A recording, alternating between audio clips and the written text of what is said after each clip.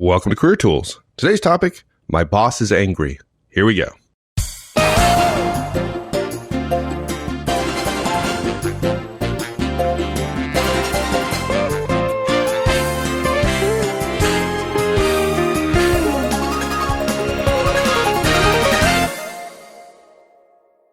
Are you going to tell us how a boss getting angry is a bad thing here? Because we've always said that it's perfectly acceptable to bring human emotions to work. I mean, you are human after all, right? I mean, yeah, it's totally, look, there's no law or no significant consequences for being angry at work, because almost everybody I know is angry at least once a week at work, and they're not losing their jobs in droves. So we all have moments, right? Where we're angry, we're annoyed, we're proud, we're amused, we're elated, whatever.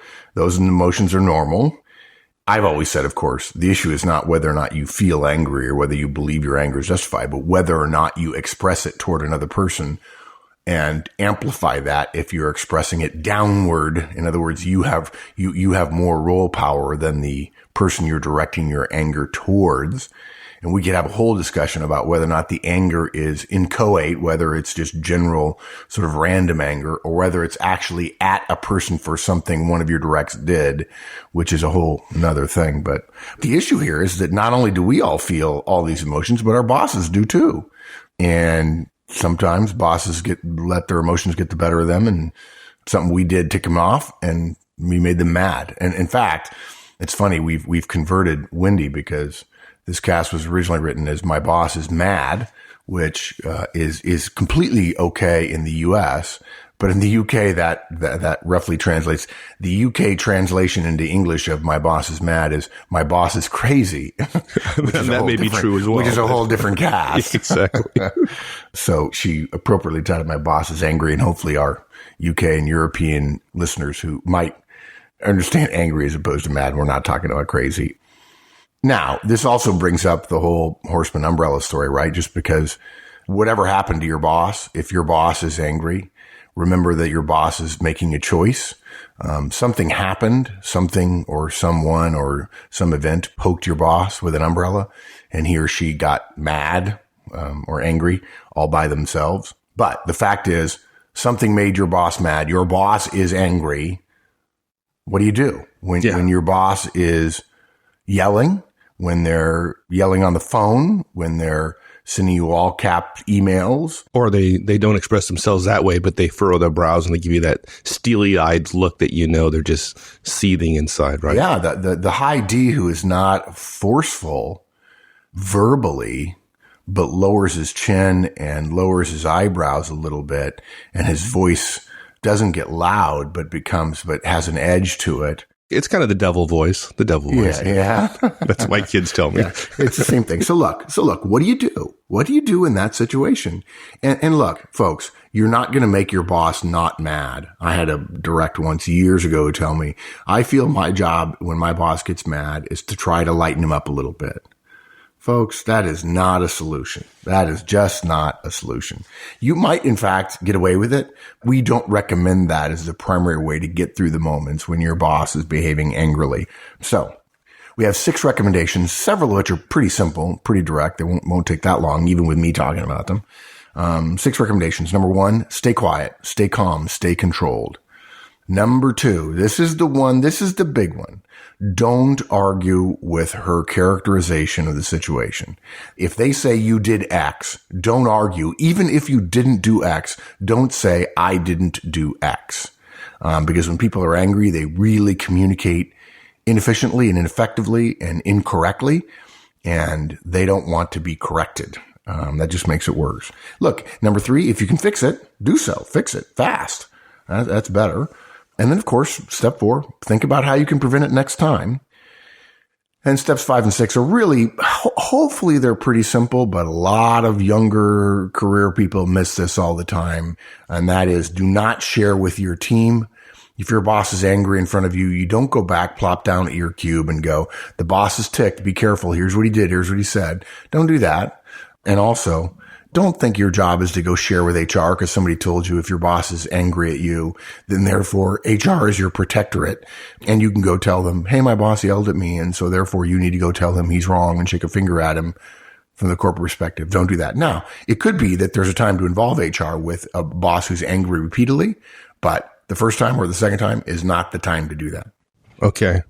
Now, this is, I don't know, for me, it's a tough one, but you got to do it anyways. Stay quiet, calm, and controlled. I mean, even when your boss is in your face shouting, Yep. I mean, really? Yeah, the worst. Well, oh, come on. Don't play the fool here. The worst thing you can do is shout back, right? Now, look, if your boss is shouting at you, your boss is wrong. There is no place in professionalism and effective management to be shouting. Now, I had somebody correct me a couple of years ago saying, well, sometimes on our construction site, we have to shout. Folks, let's just be clear. When we talk about shouting, we're talking about yelling at you angrily as opposed to just shouting over the din of production or construction or manufacturing noise. Normal conversation is held at a normal conversational level. When your boss starts to get angry, he's escalating from that normal level, that base level, whatever it is. And it's not unusual for many people, particularly high Ds and some of you high Is, that when your boss raises his or her voice, it's reasonable for you to do so as well. The fight or flight mechanism suggests that maybe you're going to be somebody who fights. The only problem is if you raise your voice to your boss will feel obligated, in part because when a boss is angry, they tend to be thinking about their role power rather than their human interaction responsibilities. And they think, well, I have role power, so I can just elevate again. So what you've done is further exacerbate the situation. We're not saying your boss is right. Your boss looks a fool for doing this. He or she is wrong for doing it. It's always wrong to yell at your directs. Okay. No, I'm not going to tell a boss that he or she is wrong if they walk into their office, close the door, and scream a couple of times about something that happened in a meeting somewhere else. And then if you go in there and they're reasonably calm and professional, that's not your boss being angry at you. That's just your boss venting a little bit, and in his closed office. Certainly we wouldn't call it that if he's standing at his cube ranting about the company. And folks, if you're a boss, you don't get to do that because you work for the company. But look, when you raise your voice after your boss has raised your voice to you, whether he's mad at you or not, if you raise your voice, he's going to assert control or she's going to assert control, and they're going to raise their voice again. And frankly, this is how small things get escalated to the point where, oh my gosh, he's threatening my job, or oh my gosh, he picked something up, he's going to throw it at me. If we're talking about somebody who really just doesn't understand professionalism and respect and decency and so on.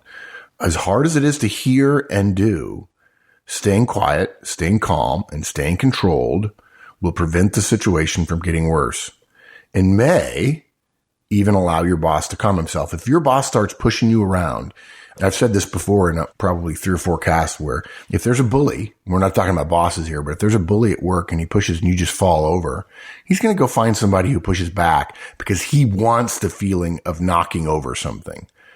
It's not that much if you knock over a box of styrofoam peanuts. But knocking over a brick wall is satisfying to somebody who wants that feeling of knocking over something substantial. So when your boss gets angry, just immediately stop talking. Make your face passive.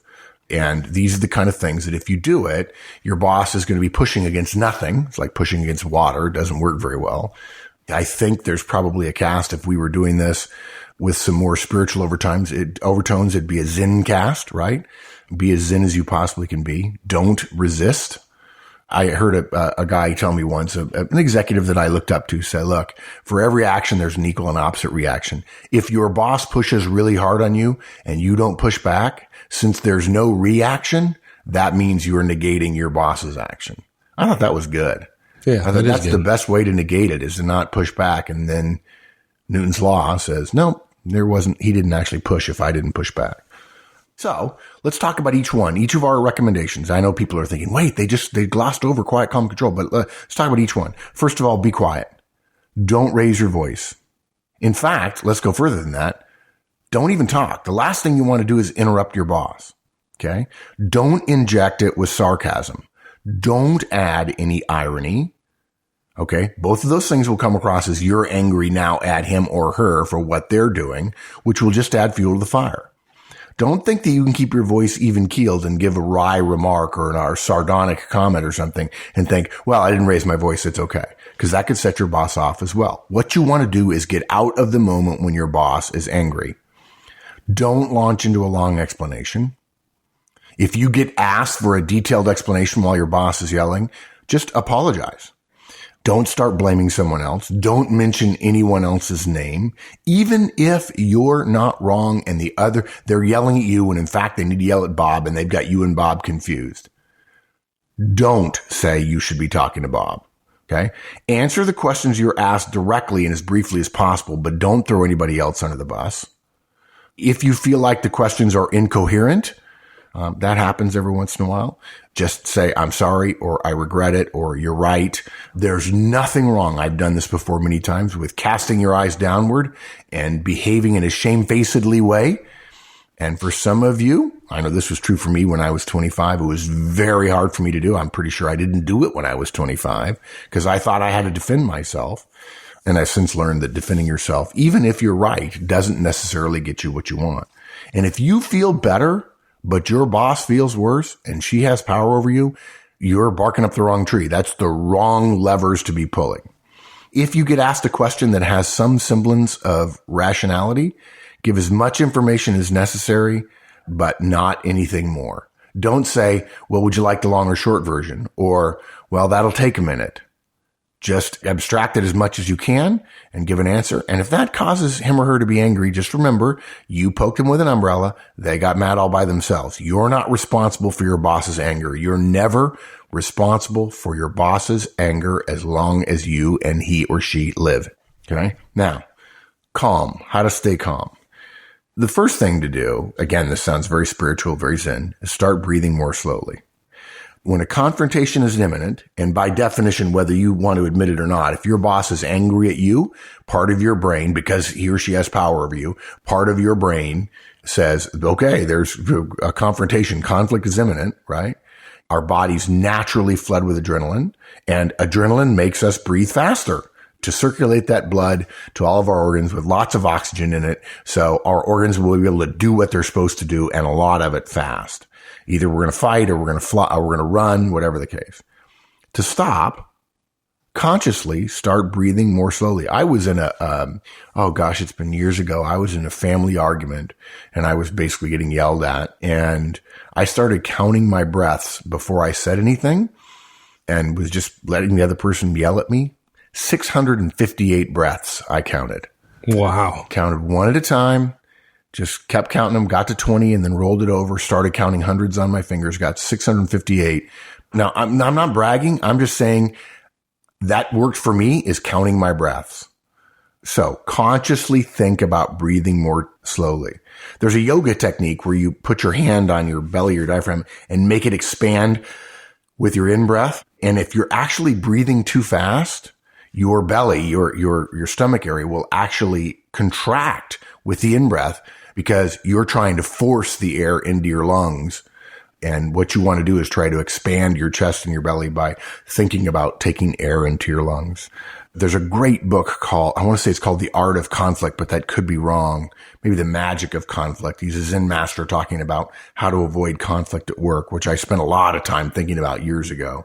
And he actually recommended folding your hands in front of you so that the heels of your hands are up against your belly, your stomach area, so you can feel your breathing. It helps you focus on your breathing. And it'll help you avoid listening to the sharp words, perhaps the harsh words, perhaps the incorrect words of your boss. And when your boss is wrong and she's angry at you and she has role power, that's a toxic mix for most people. It's reasonable for you to respond back, but we're not suggesting, look, we're not going to give you only reasonable suggestions. We want to give you reasonable and effective. It may be reasonable to respond back, but it's not effective in the short or the long run. So don't do it. Now, another technique, we mentioned control, stay, quiet and calm and controlled. There are many different ways you can do this. I've discovered for me that putting my hands in my pockets is very helpful to me. Mike knows this. At the military academy and for officers in the U.S. Army, our trousers don't have pockets, and cadet trousers don't have pockets. And so you couldn't put your hands in your pockets, which came to mean for cadets, putting your hands in your pockets was cool, because there was nothing cool really about being a cadet. You were a professional. You were an officer. You were supposed to behave like one. Coolness was not in the cadet manual. And I crave the ability to put my hands in my pockets just because that meant I wasn't in uniform and I could relax. And every time today, even in a pair of jeans that I've grown too heavy for and don't fit, when I put my hands in my pockets, it relaxes me. Now that may not work for you. And ladies, I know it won't work for you if you're wearing a blouse or if you're wearing trousers without pockets, which is often true for ladies. And guys, you may not feel comfortable doing this either, but it works for me. A person with their hands in their pockets, if you're looking across the office and you see two people standing next to one another and one has his or her hands in her pockets, their pocket, and the other one doesn't, you will, all things being equal, judge the person with their hands in their pockets as more relaxed, more comfortable. So that helps me. Now, okay, if you haven't got pockets, believe it or not, consciously letting your arms hang to your side, relax your hands by your sides, is a great way to do it. And by the way, if you make fists, that causes your blood pressure to rise, and that's not going to help. Believe it or not, you'd be surprised. It does other things, right? Yeah, exactly. Yeah, it gets you ready. Yeah. But it's funny. People don't realize this. They think, oh, I can just stand quietly in a group and let my hands hang to my sides loosely. And there are people who say, I feel awkward doing that. I need to cross my arms. I need to gesture. I need to put my hands in my pockets, my hands in front of me, behind me, whatever. I need to hold my notebook. You would be amazed, folks, when we ask people, stand at your side, stand with your arms at your sides, loosely relaxed, what amounts to a really, really relaxed position of military attention with your legs spread, your feet spread a little bit on the floor, shoulder width apart. You think you look awkward standing in a conversation. No one else thinks that. When they look at you, they say, this person looks relaxed, looks comfortable.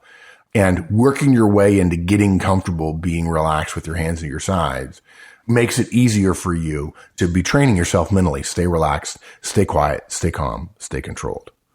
And by the way, something else too, we don't really say it here, but if you feel that your boss is getting virulently angry or is making threats, okay, threats are different, and we can talk about that again in the HR section later, but another thing you do is just walk away. If you feel physically threatened, well, maybe not feel physically threatened, but if you are physically threatened, it's totally okay to walk away. Don't make any sudden moves. I mean, that sounds corny, but probably a good idea. And just say, I'm sorry, I'm going to step away. If your boss says to you, I could kill you, just walk away from that. And it happens. It's sad, but it's true. It happens. Now, when someone accuses us, fairly or unfairly, it's natural to want to defend ourselves. Oh, yeah. And I know one of the kind of key things we've learned is don't argue with her characterization of the situation, right? If she accuses us, the desire to push back and argue about it is one to be resisted. Yeah. You told the customer we could deliver on Wednesday, and you knew that wouldn't be possible.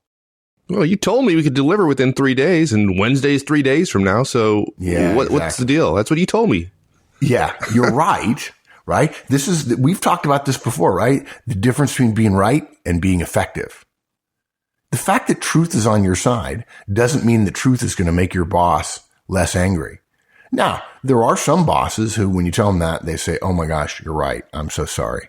But I would be willing to guess that's 20% of the time. So you get a 1 in 5 chance. I don't know. I generally don't take the 1 in 5 chances all that often.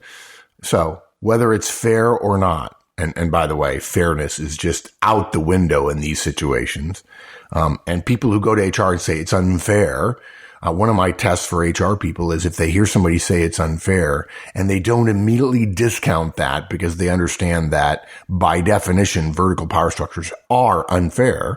If an HR person hears unfair and thinks that's a real clear sign that we've got a problem, then they're not an experienced HR person. I have nothing against the concept of fairness, but applying fairness to the workplace is really a difficult undertaking and not worth worrying about. Right. Hey, look, and if you feel like you have to defend yourself, I'd argue against that, but maybe I can't convince you to not do it. But at a minimum, don't do it then, right? If you want to come back the next day when things have calmed down, then okay. And now I frankly don't think that's terribly useful, but if you need an excuse for yourself, just don't have that conversation at the moment when your boss is angry. Good point. Yeah. Look, everybody sees every situation differently. You don't see the world the way the world is. You see the world the way you are. two people see something and they filter it and they have different words to describe it. Your brain tries to make sense of the world, and what you see is not what actually happened, but your brain making sense of what happened, which is different from what actually happened. None of us can put ourselves in the minds of someone else, and so many people want to put themselves in the minds of their boss, and in my experience, it's not worth doing, particularly an angry boss. So you can't understand how somebody else comes to the conclusion they've come to, especially when it's heated. Right now, when the boss is yelling at you, even if it's wrong, even if it's false, even if it's untrue, her view is legitimate. Let her have it. You're not going to dissuade her of it. Say you're right. Okay? It's much easier 2 days later to say, look, I want to point out something to you. If we can talk about what happened 2 days ago. Say, I want to be clear. I said you're right in order to diffuse the situation, but you weren't right. And I want to talk to you about what happened. You could do that, right? But as Mike says, you got to delay doing it.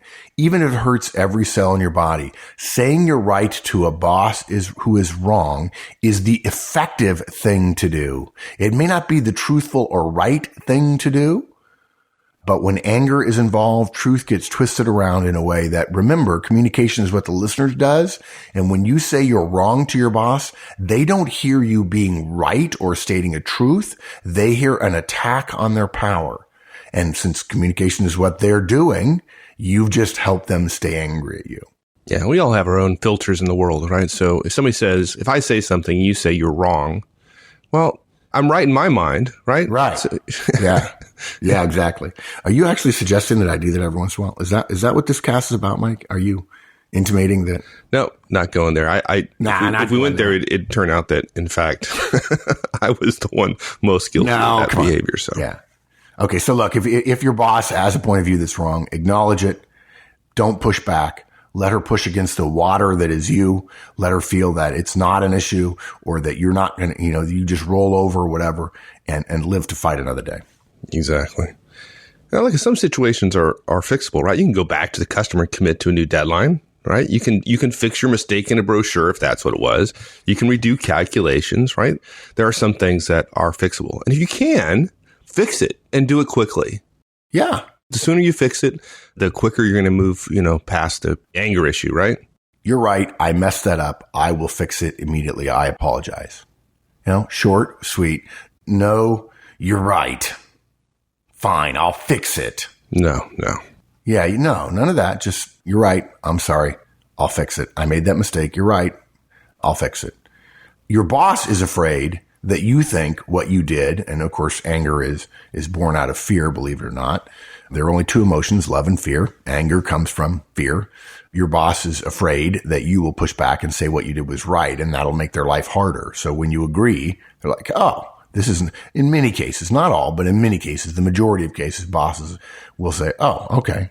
And yes, there are some bosses who are, I use this term not lightly, evil, in the sense that they enjoy the ego strength that power gives them, and they abuse it. And look, if Mike and I have our way, in 30 or 40 years, we'll get rid of all those people. But it's a long uphill slog because we hire poorly and then we promote for the wrong reasons across all spectrums of the world.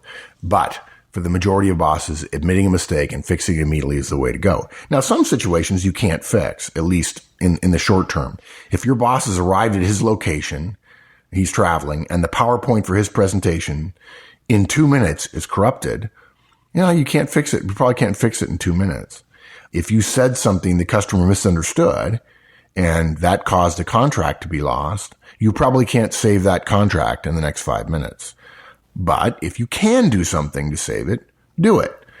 And while staying as calm as you can, that adrenaline in your body will serve you well in making that effort. The faster the issue is resolved, the faster it'll be in the past, and the faster your boss will get over it.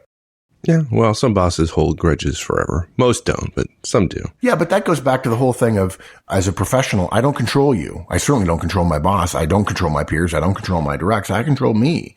And if my boss decides to hold a grudge, then that's his decision. Now, I may choose to leave, and it may bug me that someone has given power over me that has so little ego strength or so little self-confidence that they have to hold a grudge. But that happens, and it's unfortunate. I've worked for bad bosses before. I know what that's like. You can do something about your own behavior, And that means fixing whatever is the cause of the problem. And if your boss decides to hold a grudge, then that's your boss's issue. Yes, it affects you, but all of us have issues that affect other people in negative ways. And it's good to be a little bit forgiving, even though it's harder to be forgiving to a boss who holds a grudge. Yeah. Nothing you can do about it. So let it go. Now, okay. So now it's not enough to say you're right and even fix the particular issue, that specific instance. Because if it keeps on happening again and again, can you imagine how angry your boss is going to be then? If your boss lost it for this first event, can you imagine what happens on the second or third or fourth instance? So fix it and then work out how to prevent it next time. This is funny. This goes, when you think about it, we're talking about angry bosses. It'd be so easy to contrast this with the Manager Tools certified or a Manager Tools effective manager who says, well, what do I do when somebody makes a mistake again? Well, I give them feedback again, right? And I stay calm and I stay relaxed and I give them feedback. And if they do it often enough, then we have systemic feedback to address the person who continues to commit to new behavior, but doesn't actually do so. If you do make the mistake over and over again, your boss is going to get angry again. If he got angry the first time, possibly. And this time he'll be even more angry with the, didn't I already talk to you about this? But look, folks, making mistakes is okay. We're human. You're human. It's what we do. Read any articles. I mean, I just finished a couple of books about people at the top and their careers and how they made the choices they did. And all of them say you need to make mistakes. Now, I admit there are people who say you need to be able to make mistakes who also then punish the crap out of the people who work for them. And that's duplicitous and unfair. And well, okay. Sometimes power corrupts, but it is acceptable to make mistakes. As a professional, you lose your connection to the term professional when you make the same mistakes over and over and over again. A professional says, I do what I'm supposed to do when I'm supposed to do it, whether I want to or not, without debate. And a professional doesn't say, well, there was a different reason why I was late this time. There was a different this, a different that. You make a mistake, you correct it. You correct it perhaps in the short term, and then you create a systemic way to avoid making that mistake again in the future. You do what you think is right. You think about your behavior and the outcome the behavior creates. If the outcome wasn't appropriate or effective, you do something different the next time. If it's still wrong the next time, if it's ineffective, you do something different again. You're responsible for improving your own performance. Your boss is not responsible for improving you. Your boss is responsible for overseeing your improvement, but you're the one that's going to do the improvement. So you need to work out how to prevent your mistake the next time. Now, don't take this to mean that if somebody else made a mistake, you're going to start working out and you're getting yelled at mistakenly by your boss. Don't work out a system to have your boss avoid mistaking you for somebody else in the future or over communicating in such a way that your boss will know that it wasn't you. We're talking about if you made a mistake here. Don't create all kinds of fancy systems or updates or double checks or over communication to the nth degree simply to avoid getting in trouble because a boss mistakenly believed you did something when in fact somebody else did it. You're not supposed to work out how to prevent next time if somebody else made the mistakes. Your boss still might get angry. If you didn't do anything wrong this time, there's nothing for you to work on unless, of course, you could have collaborated more effectively with your peer who is the one who really should be in trouble. Exactly. Now, what about the tendency, and I know this happens quite a bit, folks get yelled at by their boss and they want to vent their frustration or share, so they go and share with the rest of the team what happened. What do you think about that? Look, first of all, I heard somebody say the other day, well, there's a lot more natural disasters now than there were 50 years ago. Oh, really? Okay. Yeah. And there are two thoughts on that. One, there are not, folks. Although I'm going to qualify the not by saying if by natural disasters you include things that are both man-made and truly, quote, natural, unquote, then yes, there are more man-made and natural disasters now than there were 50 years ago because there are more people on the earth than there were 50 years ago.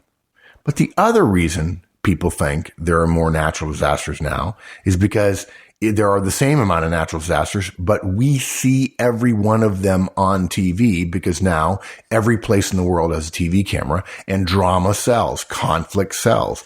I mean, I had somebody say to me the other day, I worry a little bit about CNN and Fox News. This is in the US, folks, and MSNBC because there's always breaking news.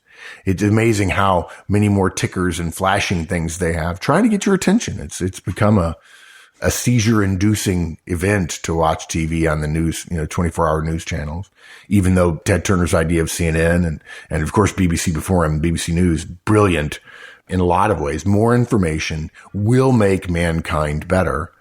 On the other hand, if you think there are more natural disasters than there used to be, you're wrong. There's just not. We're just reporting on them. Therefore, when you go back to your team and you share with them the bad thing that happened, you're doing exactly what CNN is doing. You're propagating, you're communicating the drama that people will listen to. If you go back to, and people don't ask you how the meeting was, and you say, hey, by the way, just real quick, guys, I came back from the meeting. Nothing really happened. Agenda went well. No real issues. All the decisions were made on track on deliverables and so on. People are going to look at you and go like, what? I got work to do. Why are you telling me that? On the other hand, if you go back and say, you're not going to believe what happened in the meeting, everybody's going to listen. That's part of the human condition. So the fact that everybody is going to listen means, if you say something, you won't believe what happened, means that the obligation is on the person who is uttering, not the communicator who is the one who's listening, but the person who's talking to say, I have to make a choice to decide what kind of culture I want to contribute to, and I'm not going to contribute to a culture of drama and conflict and negativity. Okay? And by the way, everyone who's listening to this, including Mike and I, are naturally going to communicate drama. If everything is copacetic, then we don't talk about that. We only talk about outliers. We only talk about the spot on the sheet for those of you who have been to our conferences, right? So we're guilty. If you have a workplace that's constantly talking about mistakes and problems, that you're guilty of that too. And I know I've done it as well. Mike and I give feedback to each other about things that happened, and we tend not to say, this went well, this went well, this went well, this went well, this went well, this was a problem. I say something like, at a high level, we had a problem on X. Well, what that means is everybody begins to think, ooh, that didn't go well. When in fact, it went exceptionally well, but there was one small problem. So look, when your boss is mad at you, when she's angry at you, there's tons of reasons why you ought not to be sharing your feelings about your boss's anger. It doesn't help. First of all, going over the situation in your own mind, it intensifies, it solidifies the feelings you already have. Accept it, sort it out in your head, and move on, and don't visit the drama on somebody else. If somebody else just got yelled at yesterday about a completely unrelated thing, and then your boss yells at you, that person who's still raw from the butt chewing they got the day before, that's all going to be brought to the surface, and they're going to be less effective that day. What's the benefit to the organization of going back and telling your team, you're not going to believe what your boss just said, what our boss just said to me? He's such a jerk. I don't think that's terribly effective. And I know if I got angry at my boss, I wouldn't want my boss going to tell all of his peers or his boss or my teammates, God, can you believe what Mark did? Let me tell you what Mark did, blah, blah, blah, blah, blah, blah. Yeah, well, look at, and to be frank here, a lot of your coworkers don't like it. I mean, you think they relish the idea of just hearing the story about their boss being a jerk. But when you do that, you put them in a really awkward position. I mean, they either have to agree with you, right? Meaning against the boss, or they have to agree with the boss against you when you're clearly upset about the situation. I mean, putting your coworkers in that kind of position is not going to improve your relationship with them. They don't like it, or many of them don't like it. That's for sure. Yeah. If you think you can make that situation better by not telling your coworker exactly how you annoyed your boss, you're wrong. Okay. If you did something that annoyed the boss and then you go back and talk about how the boss got mad at you and you don't tell them about the incident to begin with, that just makes them feel ambushed when they agree with you, only to find out later, well, actually, you made a pretty big mistake. Yeah, you deserved it. Yeah, you deserved it, right. And look, the final thing, and this is, Mike will love this one. Dudes, you're going to get a reputation as a whiner. My boss yelled at me. Okay? Being a professional is sometimes doing stuff that's hard. Is that how you tell your team? Yeah, that's what I do. Is that the tone you have in your voice? Okay. Yeah, totally. That's my tone. My boss yelled at me. It's have a good being 6'4" with a whiny voice. Yeah. I feel bad. Somebody console me. I need a hug. Having a reputation as being somebody who can't take it will not help your career. Now, you may say to yourself, I'm okay feeling this way and whining about it because my boss was wrong to begin with. Folks, the fact that the predicate is true, your boss was wrong to begin with, doesn't make your behavior effective. The only thing you control is your behavior. Whining is not an effective behavior. And the fact that you feel your boss is responsible for it, no, I'm sorry, he's not. He poked you with an umbrella. You're whining all by yourself. You own your whining. I'll never forget an HR VP. Somebody came in. The HR generalist wasn't available. The VP had to hear this person. I was sitting in his office. He says, "No, Mark, please sit in. I want you to hear this." And the person started whining. And the VP of HR said, "Do you think you can come in here and just whine?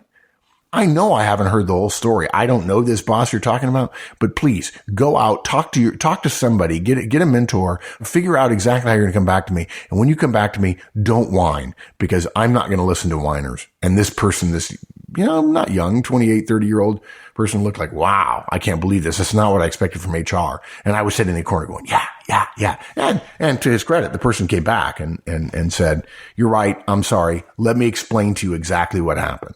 Well, what's interesting is, of course, that was not exactly what happened. That was his version of the events, which made him look lily clean, when in fact the boss, who was called in later on the carpet, said, "Yes, sir. I'm sorry this happened. I apologize. Anytime my people come to HR, it's not a good thing.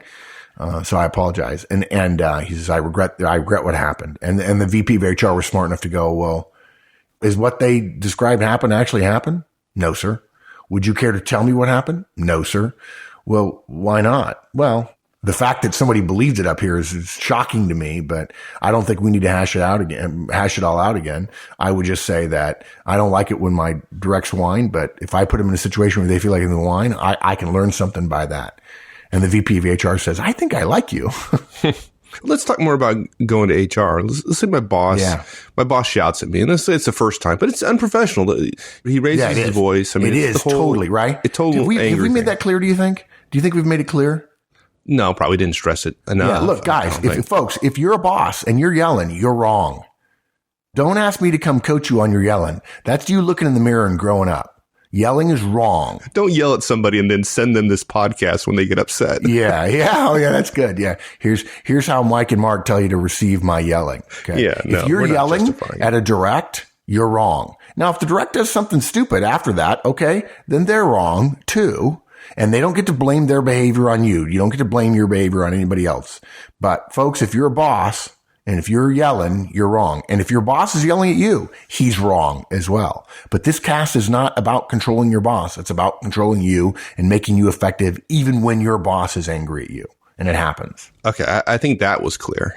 Yeah, there we go. I think you solved that. Okay. So now my boss does something unprofessional. He yells at me. Isn't it reasonable at this point to go talk to HR? No. If you go to HR the first time your boss loses his temper, they're not going to listen to you. Now, it depends. If they're screaming, if there's threats on your life, of course, that's different. Okay, well, that's different. Yeah, but we're just talking about routine yelling. Like, "I can't believe you did this. This is why would you do this? This is wrong. Don't you know what the processes are around here? You're insane. Holy Toledo. My boss is insane. I think he has a gun in his desk." Look, one instance is not enough for HR to take any action, and you ought not to be responding too strongly.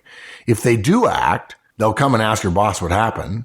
Frankly, her word probably has more weight than yours, and you're going to end up losing. And your boss is going to know, wow, I was angry for 2 minutes and they went to HR. I wonder what this relationship is going to be like. Now, if the angry outbursts are frequent, they're consistent, once a week, start taking notes. Okay? If it's even once every 3 weeks, take a note of what happened, what was said, what the resolution was. That's unprofessional if your boss is yelling at you every 2 or 3 weeks. And HR is going to need documentation from you, just like HR would need documentation from him if, in fact, you're not behaving effectively to benefit the organization. Look, when we advise managers about dealing with unprofessional behavior or less than effective behavior from directs, we allow them to go months and months, but we recommend they go months and months before going to HR because we ask the boss to talk to the individual about their behavior and to change it. Part of the reason for that is if it's happening to you, it is automatically bigger in your mind. If you were on the outside looking in, you'd probably think that this situation is less of a big deal than you do now. Let it go longer than you think you can. And that way you'll have a better perspective and you'll have more data to go to HR if in fact this is an ongoing situation. And it does happen, folks. And we apologize to those of you who have had this visited on them. It's wrong. It's unethical. You could make the case, Mike and I do, that it's immoral for anger to be toxically mixed with power. We just think that's wrong. You can be a great boss, an effective boss, one who delivers great results for the organization while never raising your voice, by never showing any anger. And yet it still does happen. And this is manager tools and career tools. And we live in the real world, not in fantasy land. Okay. I think that's it, right? That's it, yeah. Recommendations: stay quiet, stay calm, stay controlled, breathe, breathe, breathe. Don't argue with what your boss is saying, even if she's totally wrong. If you can, fix it and fix it fast. If you can't, well, then work out how to prevent it next time, right? And please don't come back and share it with your team. Don't be CNN. Don't increase the number of dramatic events in the world. And don't share with HR either, unless it becomes a systemic problem. And if you're questioning whether or not it's systemic, come to our forums and ask. I'm there almost every day, sometimes every other day. Some other managers, we've got a lot of great people in our community who will answer questions for you. The fact is, bosses being angry is unpleasant. Do what you can to prevent the escalation of anger. Back away, back away, back away. Even if you know you're right, as the cadet prayer says, make us to choose the harder right instead of the easier wrong. The harder right here is to back away from a boss who has power over you and is angry. And then work out how to not get yourself in that situation ever again. Excellent. All right, my friend. Thank you. Thanks, partner. See ya. Thanks for joining us, everyone. We'll see you next week. In the meantime, have a great one. So long.